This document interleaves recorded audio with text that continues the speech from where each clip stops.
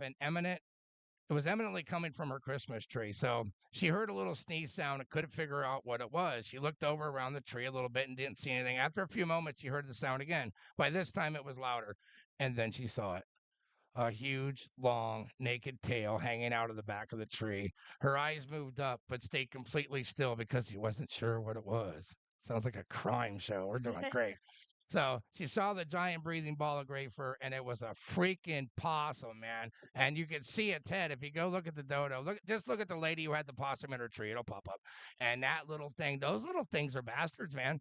We used to have those out when I lived out over in West Palm Beach, where I grew up, down here in South Florida.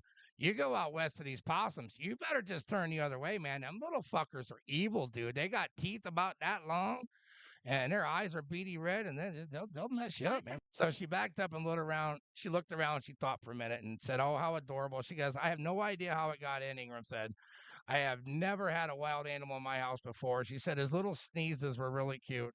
Ingram wasn't sure how to proceed, so she called the game and wildlife that we have down here, and was on her way to put up some gloves to carry the possum back outside. So what she did, she said it was huge. She said the video just makes him look like a baby. For Ingram, an animal lover, which is awesome, the unexpected encounter with the possum in her Christmas tree was almost like an early present, she said. It made my entire month. And despite her initial shock, she said she'll never forget it. Christmas 2023 was just the best for her. And I got to agree. That's just a really good story. Well, it definitely would be something I would not forget. Yeah, no, probably not.